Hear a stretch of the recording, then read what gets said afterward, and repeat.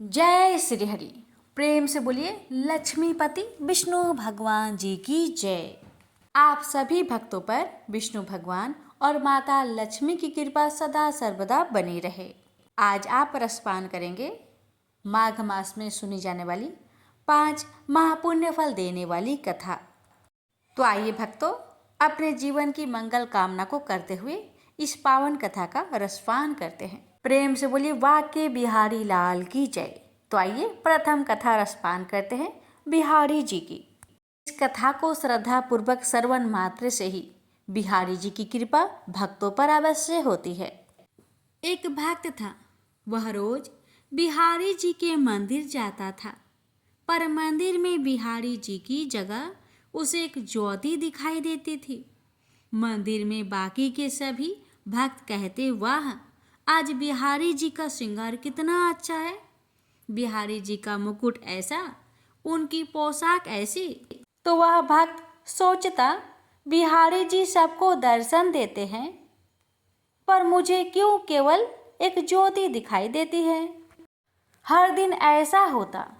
एक दिन बिहारी जी से बोला, ऐसी क्या बात है कि आप सबको तो दर्शन देते हैं पर मुझे दिखाई नहीं देते।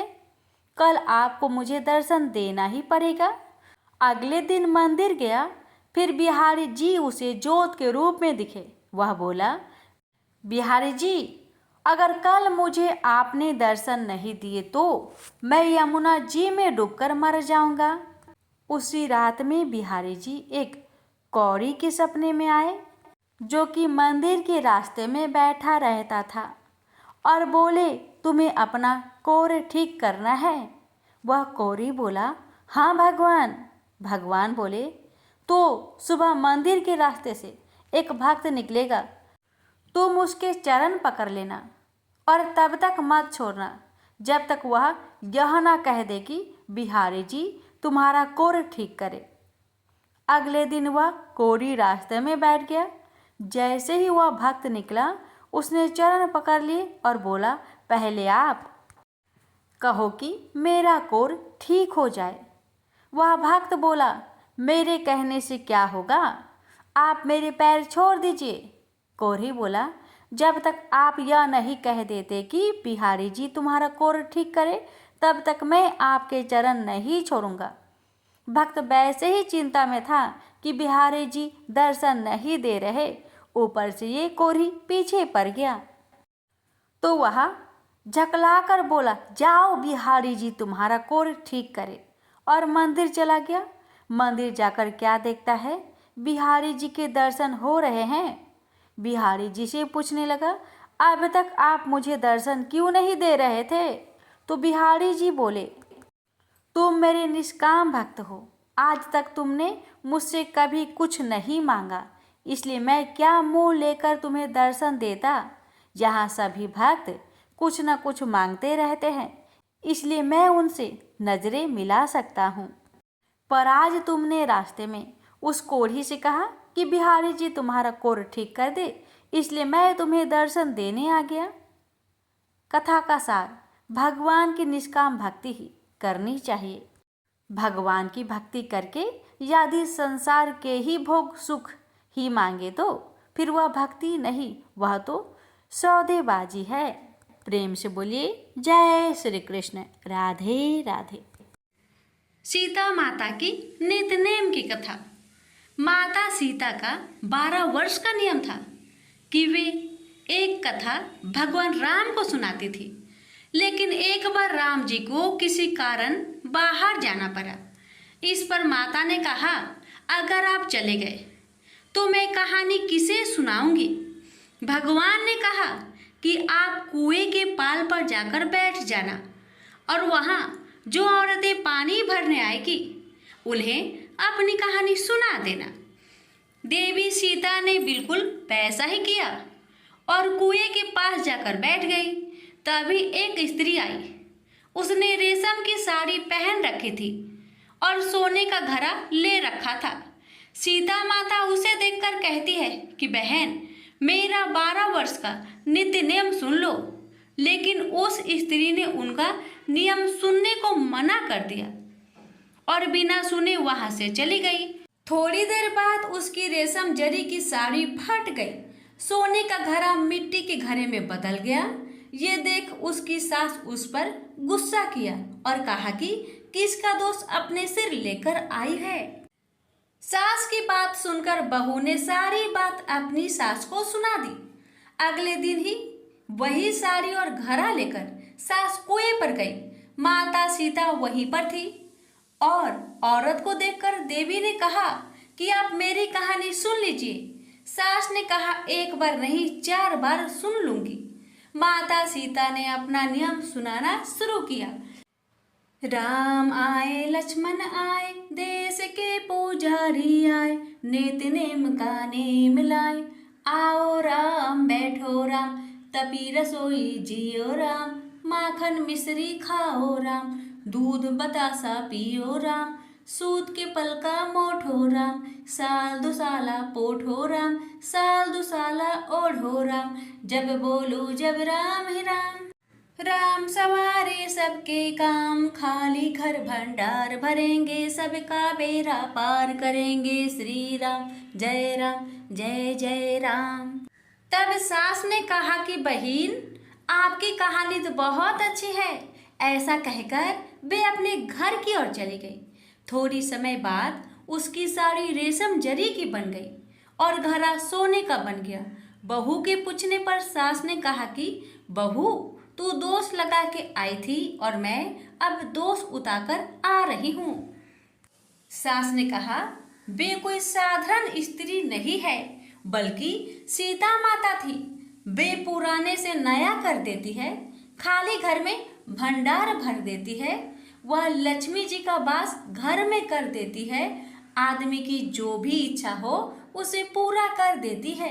बहू के कहने पर सास ने वही कहानी उसे भी सुना दी और ऐसे ही पूरे मोहल्ले में नित्य नेम की कथा चल पड़ी। प्रेम से बोलिए सिया रामचंद्र की जय। राम लक्ष्मण जी की कहानी। राम लक्ष्मण की कहानी भगवान श्री राम, लक्ष्मण और सीता जी पिता दशरथ जी की आज्ञा से वनवास जाने लगे।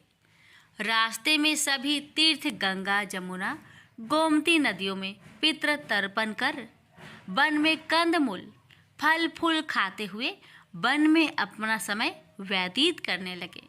एकम के दिन लक्ष्मण जी ने राम जी की आज्ञा से फल मूल लाकर माँ सीता को दिए। तब माँ सीता ने 4 पत्तल परोसी। तब लक्ष्मण ने पूछा, भाभी माँ, हम 3 हैं, फिर 4 में क्यों परोसा? तब माँ सीता बोली, 1 पत्तल गौ माता की है। राम जी, लक्ष्मण जी गौ माता को पत्तल परोसती। तब राम जी ने पूछा, सीता जी, आपने खाना शुरू क्यों नहीं किया? तब सीता माँ बोली, मेरे तो राम कथा सुनने का नियम है। राम कथा सुनने के बाद ही मैं फल ग्रहण करूँगी। तब राम जी बोले, मुझे कथा सुना दो। लक्ष्मण जी बोले, मुझे सुना दो। तब माँ सीता बोली, औरत की बात औरत सुने। आप मेरे पति हो, आप मेरे देवर हो, आपसे कैसे कहूँ? तब लक्ष्मण जी ने सोचा, इस जंगल में कौन औरत मिलेगी। तब लक्ष्मण जी ने अपनी माया से एक नगरी का निर्माण किया। उस नगरी में सब सुख सुविधाएं से युक्त थी। उस नगरी में सब चीज़ें सोने की थी, इसलिए नगरी का नाम सोन नगरी रखा। सभी नगर निवासियों को घमंड हो गया। उस नगरी में कोई गरीब नहीं था। जब सीता जी कुएं पर पानी लेने गई और पानी हारिनों से राम राम किया तो कोई नहीं बोली। थोड़ी देर में एक छोटी कन्या आई। सीता जी उससे राम राम बोली और कहा कि बाई राम कथा सुनेगी। तब वह बोली, मेरे तो घर पर काम है। सीता जी ने कहा, मेरे पति राम और देवर लक्ष्मण भूखे हैं। तब लड़की बोली, मेरी माँ मेरा इंतजार कर रही है। वह लड़की वहाँ से जाने लगी। तब माँ सीता के क्रोध से सारी नगरी साधारण सी हो गई। जब लड़की घर गई तो माँ बोली, बाई ये क्या हुआ? तब लड़की बोली, मेरे को तो नहीं पता है। वहाँ पर एक साध्वी बैठी थी, मुझे राम कथा सुनने के लिए बोली, पर मैं तो कथा नहीं सुनी। यदि उसने कुछ किया हो तो पता नहीं।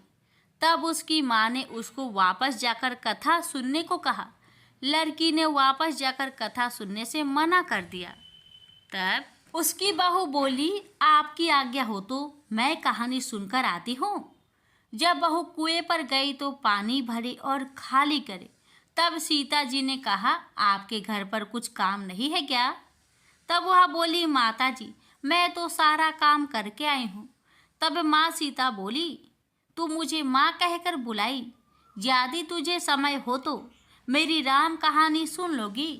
तब वह बोली, माता जी कहानी सुनाओ, मैं प्रेम से कहानी सुनूंगी। चंदन चौकी मोतिया हार, राम कथा माहड़े हिड़बिड़ो आधार। राम कथा सुनाऊं, राम ने मनाऊं, राम कहे तो परदेश में जाऊं। सीता जी ने कहा, हे भाई तूने मेरी मृत्यु लोक में मदद करी, भगवान तेरी स्वर्ग लोक में रक्षा करेंगे। सीता जी ने राम कथा सुनाई। बाई ने कथा सुनी। आओ राम बैठो राम, जल भर झाड़ी लाई राम। केलाड़ी दातून लाई राम, ठंडा जल भर लाई राम। संपाडो पदरावो राम, झकलैया टोपी ललाई राम। करा किलंगी लाई राम, स्वर्ण सिंहासन लाई राम। तापर आप बिराजो राम, झालड़ टिकारा लाई राम।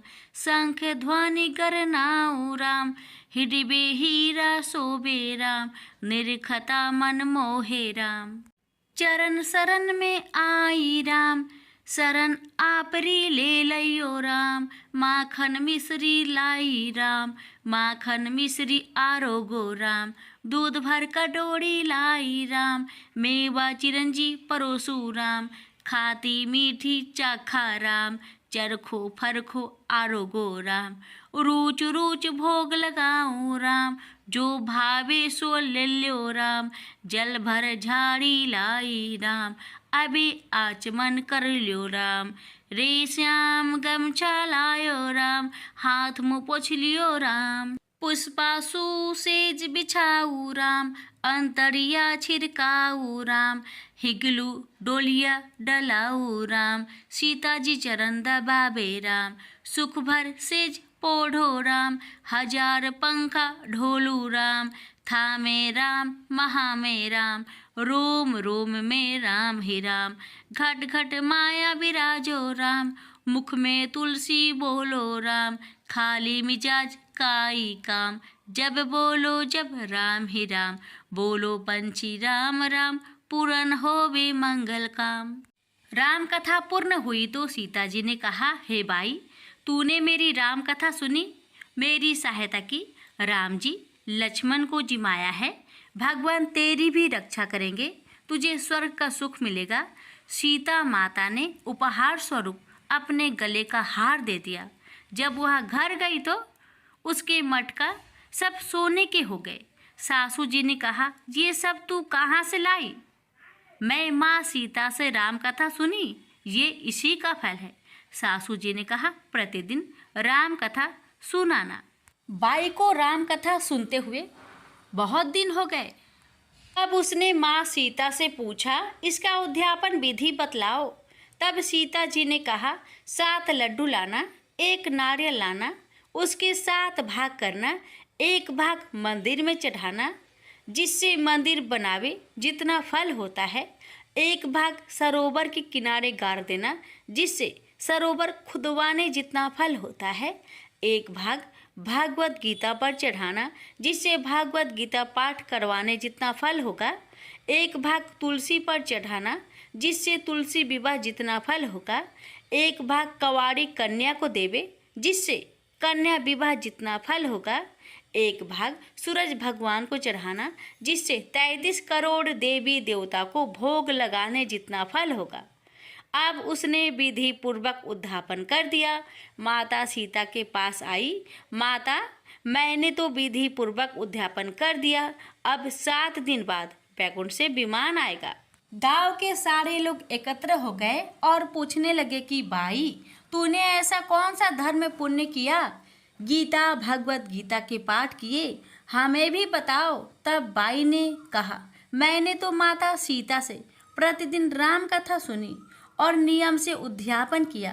तब समस्त ग्रामीण राम कथा सुनने की जिद करने लगे। तब बाई राम कथा कहने लगी और सब नर नारी सुनने लगे। राम कथा संपूर्ण होते ही समस्त नगरी सोने की हो गई। बाई ने कहा, जो कोई राम कथा सुनेगा उसको मेरे समान ही फल मिलेगा। सब राम लक्ष्मण की जय जयकार करने लगे और विमान स्वर्ग में चला गया। 7 स्वर्ग के दरवाजे खुल गए। पहले द्वार पर नाग देवता, समस्त देवी देवता पुष्प वर्षा करने लगे। देवताओं ने पूछा कि तूने क्या पुण्य किया? तब उसने कहा, मैंने राम लक्ष्मण जानकी की कहानी सुनी। तू समस्त देवताओं ने कहा, वर मांग। तब उसने कहा, मेरे तो सब सिद्धियां है, मुझे यह वर दो कि जो भी श्रद्धा व भक्ति से राम कथा, राम लक्ष्मण जानकी की कहानी सुनेगा उसको मेरे समान ही फल मिले। सभी देवताओं ने पुष्प वर्षा करते हुए तथास्तु कहा। चारों ओर राम राम की जय जयकार होने लगी। हे सीता माता, आपकी कथा कहने और सुनने वाले सभी भक्तों पर अपनी कृपा सदा बनाए रखना। प्रेम से बोलिए सियावर रामचंद्र की जय। अब रसपान करेंगे हर संकट को हरने वाली संकटा माता की व्रत कथा। एक बुढ़िया माई थी। उस बुढ़िया का एक बेटा था जिसका नाम था रामदास। रामदास धन कमाने के लिए परदेश चला गया। बुढ़िया अपने पुत्र के विदेश जाने के बाद बहुत चिंतित और दुखी रहने लगी, क्योंकि बहू उसे प्राय नित्य खरी खोटी सुनाया करती थी। इसलिए बुढ़िया प्रतिदिन चिंतित और उदास रहती और घर के बाहर स्थित कुएं पर बैठकर रोया करती थी। बुढ़िया का यह क्रम रोज चलता रहा। एक दिन कुएं में से दिए की माँ नामक एक स्त्री निकली और उसने बुढ़िया से पूछा, बूढ़ी माँ, तुम इस तरह बैठकर क्यों रोती हो? तुम्हें किस बात का कष्ट है? तुम मुझे अपना दुख बताओ, मैं तुम्हारे दुख दूर करने का प्रयत्न करूंगी। बुढ़िया ने उस स्त्री का प्रश्न सुनकर कोई भी जवाब नहीं दिया और रोती ही रही। दिए की माँ बार बार एक प्रश्न दोहराई जा रही थी और बुढ़िया इस बात से झुंझुला उठी। उस बुढ़िया ने दिए के माँ से कहा, तुम मुझे बार बार ऐसे क्यों पूछ रही हो? क्या सचमुच ही तुम मेरा दुख जानकर उसे दूर कर दोगी? बुढ़िया की बात सुनकर दिए की माँ ने उत्तर दिया, मैं अवश्य ही तुम्हारे कष्टों को दूर करने का प्रयत्न करूंगी। बुढ़िया ने दिए की माँ का ऐसा आश्वासन पाकर कहा, मेरा बेटा कमाने के लिए प्रदेश चला गया है। उसके पीछे मेरी बहू मुझे बहुत बुरा भला कहती रहती है। यही मेरे दुख का कारण है। बुढ़िया की बात सुनकर दिए की माँ ने कहा, यहाँ के वन में संकटा माता रहती है। तुम अपना दुख उनसे सुनाकर कष्ट से छुटकारा पाने के लिए प्रार्थना करो। माँ बहुत दयालु है, दुखियों के प्रति बहुत सहानुभूति रखती है, निसंतानों को संतान देती है, निर्धनों को धनवान बनाती है, निर्बल को बलवान और अभागों को भाग्यवान बनाती है। उनकी कृपा से सौभाग्यवती स्त्रियों का सौभाग्य अचल हो जाता है। कुंवारी कन्याओं को अपने इच्छित वर की प्राप्ति होती है। रोगी अपने रोग से मुक्त होते हैं। इसके अलावा जो भी मनोकामना हो वह सभी को पूरा करती हैं। इसमें कोई भी संदेह नहीं है। दिए की माँ से ऐसी विलक्षण बात को सुनकर बुढ़िया माई संकटा माता के पास गई और उनके चरणों पर गिरकर विलाप करने लगी।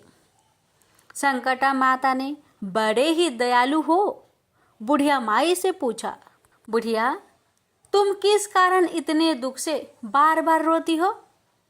बुढ़िया ने कहा, हे माता, आप तो सब कुछ जानती हो, आपसे तो कुछ भी छिपा नहीं है। आप मेरे दुख को दूर करने का अवशासन दे तो मैं अपनी दुखद गाथा आपको सुनाऊं। बुढ़िया माई की बात सुनकर संकाटा माता ने कहा, मुझे पहले अपना दुख बताओ, दुखियों का दुख दूर करना ही मेरा काम है।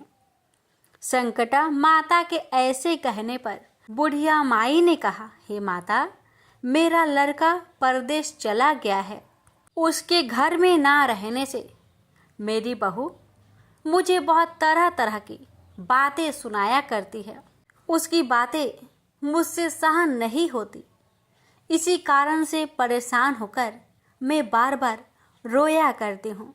बुढ़िया माई की इस दर्द भरी कथा को सुनकर संकटा माता ने कहा, तुम घर जाओ और घर जाकर मेरे लिए मन्नत मनौती मांगकर मेरी पूजा करो। इससे तुम्हारा लड़का सकुशल घर वापस आ जाएगा। मेरी पूजा के दिन सुहागन स्त्रियों को आमंत्रित कर उन्हें भोजन कराना। ऐसा करने से तुम्हारा लड़का अवश्य ही तुम्हारे पास आ जाएगा। संकटा माता के कहे अनुसार उस बुढ़िया ने मनौती मांगकर पूजा की और सुहागिन स्त्रियों को भोजन के लिए आमंत्रित किया।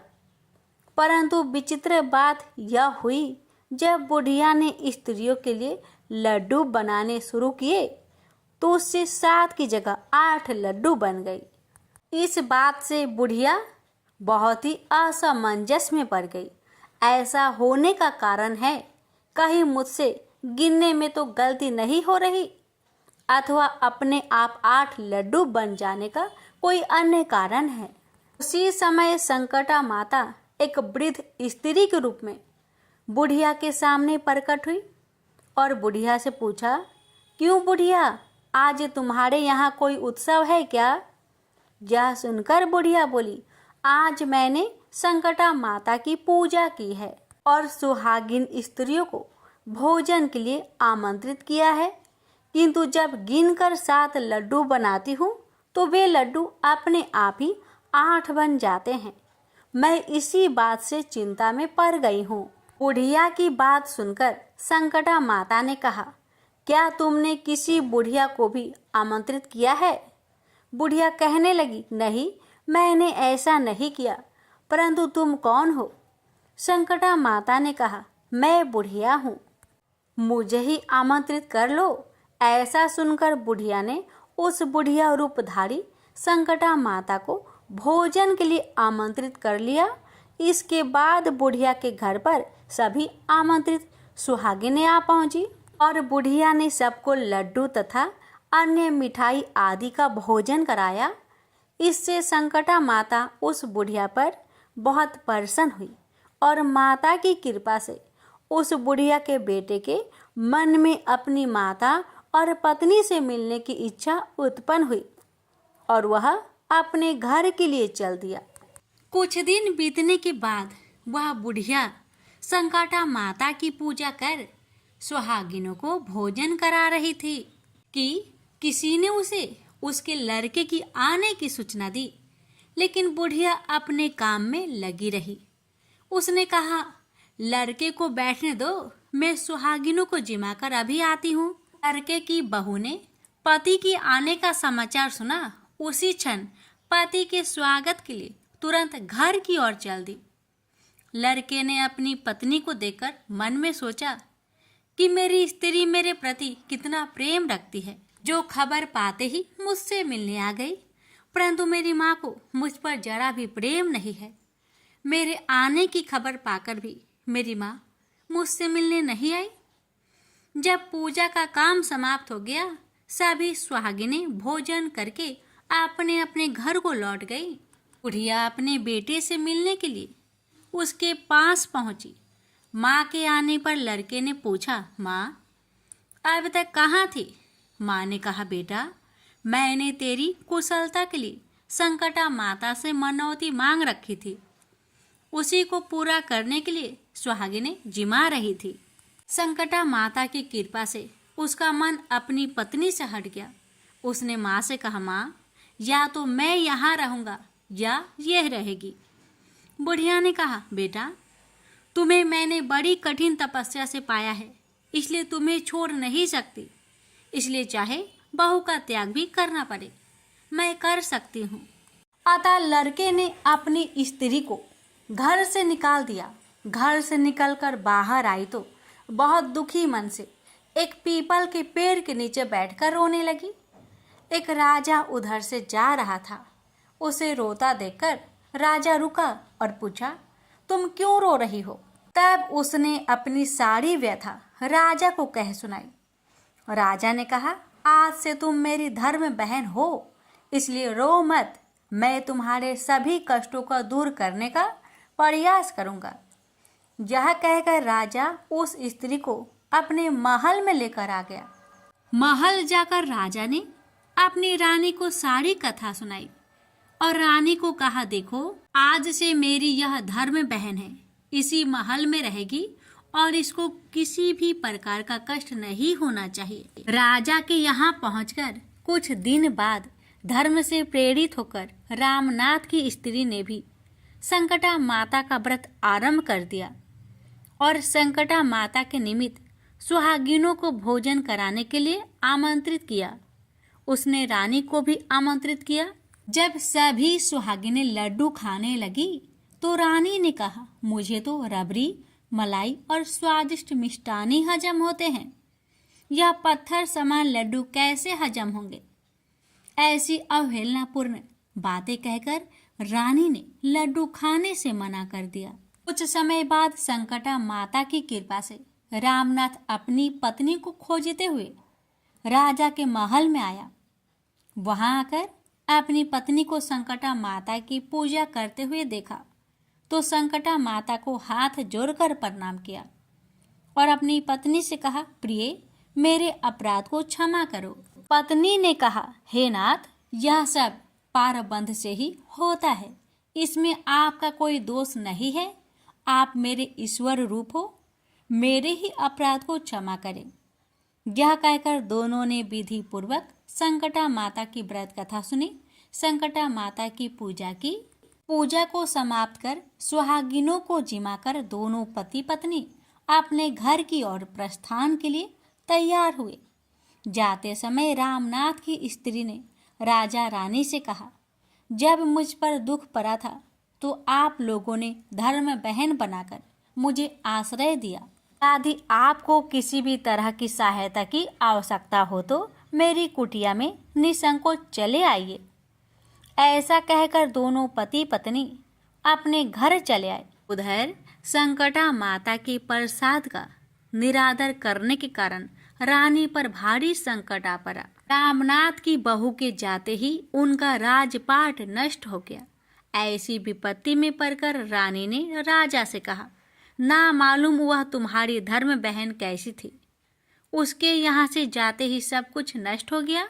रानी ने राजा से कहा, जाते समय वह कह गई थी कि जब मेरे पर कष्ट पड़ा था तब मैं तुम्हारे यहाँ आई और कदाचित तुम्हारे ऊपर कोई भी कष्ट पड़े तो तुम मेरे घर चले आना, इसलिए हम लोगों को उसके यहाँ ही चलना चाहिए। ऐसा विचार कर राजा रानी दोनों ही अपने धर्म बहन के घर गए। वहां जाकर रानी ने कहा, बहन तुम्हारे जाते ही ऐसा क्या हो गया कि हमारी सारी संपत्ति नष्ट हो गई? हम लोग बहुत परेशानी में पड़े हुए हैं।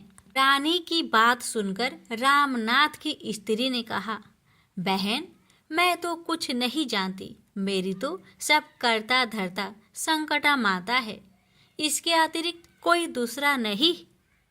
इसलिए मेरी राय में तुम संकटा माता से अपनी भूलों के लिए क्षमा याचना करो। उन्हीं की मान मनौती से तुम्हारा काम बन जाएगा, तुम्हारे सारे बिगड़े काम अपने आप सुधर जाएंगे। रामनाथ की स्त्री की बातें सुनकर रानी ने श्रद्धा भक्ति से संकटा माता का व्रत किया और सुहागिनों को जिमाकर अनजाने में हुई अपनी सब भूलों के लिए संकटा माता से बार बार क्षमा मांगी। रानी के ऐसा करते ही संकटा माता प्रसन्न हो गई और रात में रानी को स्वप्न में कहा कि तुम दोनों पति पत्नी अपने महल को चले जाओ, वहां जाकर मेरी पूजा करना और मेरे निमित्त सुहागिनों को जिमाना। ऐसा करने से तुम्हारा गया हुआ राजपाट तुम्हें दोबारा वापस मिल जाएगा। सुबह होते ही रानी ने अपने सपने की बात राजा को बताई। रानी की बात सुनते ही राजा, और मेरे निमित्त सुहागिनों को जिमाना, ऐसा करने से तुम्हारा गया हुआ राजपाट तुम्हें दोबारा वापस मिल जाएगा। सुबह होते ही रानी ने अपने स्वप्न की बात राजा को बताई। रानी की बात सुनते ही राजा उसी क्षण रानी को साथ लेकर अपने महल की ओर चल दिया। महल में आने के बाद राजा रानी ने संकटा माता के कहे अनुसार पूर्ण भक्ति भाव से माता संकटा की पूजा की और सुहागिनों को भोजन कराया। ऐसा करने से उनका बिगड़ा हुआ सारा समय सुधर गया और सारा राजपाट उन्हें वापस मिल गया और वह पहले की तरह राज्य को भोगने लगे। बोलिए संकटा माता की जय। हे संकटा माता, आपकी कथा कहने वाले, सुनने वाले, हुक्कार भरने वाले सभी के परिवार पर आपने कृपा सदा सर्वदा बनाए रखना। अब रसपान करेंगे महापुण्य फल देने वाली शिव जी की पावन कथा। पौराणिक कथा के अनुसार विश्रवा मुनि का पुत्र रावण महान सूरवीर तथा विद्वान था। अपने पिता से उसने वेदों और शास्त्रों का अध्ययन किया हुआ था, किंतु उसमें अनेक दुर्गुण भी थे। वह बहुत अहंकारी था। कुबेर को पराजित करके उसने लंका का राज्य छीन लिया और त्रिलोक्य विजय के लिए निकल पड़ा। कुछ ही समय में उसने देव, असुर, नाग, यक्ष, किन्नर, दानव एवं दैत्यों समेत अनेक जातियों को अपने वश में कर लिया। इस पर उसे बहुत अभिमान हो गया कि उस जैसा शक्तिशाली व्यक्ति दुनिया में दूसरा कोई और नहीं है। एक दिन रावण कुबेर से छीने हुए पुष्पक विमान पर बैठकर कैलाश पर्वत से जा रहा था कि अचानक उसका यान अपने आप नीचे उतरने लगा। यह देख रावण को आश्चर्य हुआ। उसने सोचा अवश्य ही पुष्पक विमान में कोई खराबी आ गई है। उसने विमान को इधर उधर से देखा, किंतु विमान नीचे उतरता ही गया और एक पहाड़ पर खड़ा हो गया। रावण विमान से उतरा ही था कि उसे एक विकट हुक्कार सुनाई पड़ी। उसने अचकचाकर ध्वनि की दिशा में देखा तो एक छोटे से पुरुष को, जिसका मुख बंदर जैसा था, अपनी ओर आते देखा। उस पुरुष के हाथ में त्रिशूल था। उसने उपेक्षा भरे भाव से रावण की ओर देखा। इस पर रावण चीर उठा। उसने पूछा, कौन हो तुम? क्या तुम्हें किसी ने शिष्टाचार नहीं सिखाया कि महाराजाओं से किस तरह व्यवहार किया जाता है? बानर मुख पुरुष अट्ठास लगाकर बोला, महाराज, और तुम? भला मैं भी तो सुनूं कि तुम कहाँ के महाराज हो। यह सुनकर रावण और भी ज्यादा क्रोधित होकर बोला, सुनो बानर, मैं लंका नरेश रावण हूँ और त्रिभुवन विजयी हूँ। मैंने सारे संसार को जीत लिया है।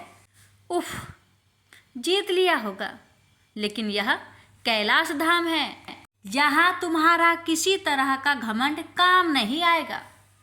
यहाँ के अधिपति भगवान शिव है। बानर मुख पुरुष बोला। रावण ने हंसते हुए कहा, ओह, लगता है तुम्हारा शिव स्वयं को बहुत शक्तिशाली समझता है, तभी तो वह मुझे त्रिलोक्य विजयी के आने पर भी निश्चिंत बैठा है। अब मैं इस स्थान को नष्ट भ्रष्ट किए बिना नहीं छोड़ूंगा, जिससे वह शिष्टाचार सीख सके। यह कहकर रावण ने गुस्से में भरकर कैलाश पर्वत को ही उखाड़ लिया। वह उसे अपने कंधों पर उठाकर फेंकने ही चाहता था कि पर्वत के हिलने से पार्वती चौंक कर शिव से लिपट कर बोली, स्वामी, ये क्या? आज कैलाश पर्वत डगमगा क्यों रहा है? शिव जी मुस्कुराते हुए बोले, लगता है कोई विवेकहीन व्यक्ति हमारी परीक्षा लेने पर तुला हुआ है।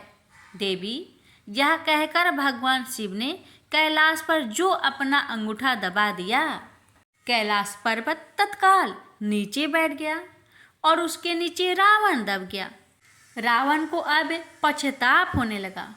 उससे महान भूल हो गई थी। उसने नीचे दबे ही शिव का जाप करना आरंभ कर दिया। वर्षों तक कैलाश के नीचे दबा रावण शिव उपासना करता रहा। उसकी भक्ति देखकर पार्वती को उस पर दया आ गई। वही शिव से बोली, प्रभु उसे क्षमा कर दीजिए, अब तो वह प्रायश्चित भी कर चुका है। वैसे भी वह एक ब्राह्मण पुत्र है, वह मार्ग से भटक गया था। उसने आपकी परीक्षा लेनी चाहिए थी। पार्वती की बात सुनकर शिव ने कैलाश पर्वत से अपने अंगूठे का भार हटा लिया। रावण मुक्त होकर पर्वत के नीचे से निकला और पर्वत को यथास्थान पर टिका दिया। उसके बाद रावण ने शिव की कठिन तपस्या करनी आरंभ कर दी। उसने हवन कुंड तैयार किया और अपनी अंग काट काट कर हवन कुंड की अग्नि में डालने लगा। अंत में उसने जैसे ही अपने शीश को काटने के लिए तलवार उठाई, उसी समय वहां शिवजी पार्वती सहित प्रकट हो गए। शिव ने रावण को हाथ पकड़कर कहा, पुत्र, मैं तुम्हारी तपस्या से प्रसन्न हूँ, वरदान मांगो। रावण ने हाथ जोड़कर कहा, प्रभु, यदि आप मेरी तपस्या से प्रसन्न हैं तो मुझे ऐसा वर दीजिए कि मैं वैदिक, भौतिक और विज्ञान शास्त्र का ज्ञाता बनूं। संसार में मेरी प्रसिद्धि हो, मैं भगवान विष्णु के अलावा किसी अन्य से न मारा जाऊं। सूर, असुर, दानव, दैत्य सब पर अजय रहूं। मेरे 10 शीश हो जाए।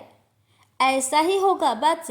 यह वर देकर भगवान शिव अंतर्ध्यान हो गए। फिर रावण अपनी लंका में लौट गया और अंतिम समय तक भगवान शिव का परम भक्त बना रहा। इस तरह भगवान शिव की कृपा से रावण का अभिमान भंग हुआ। प्रेम से बोलिए हर हर महादेव। माता पार्वती की जय।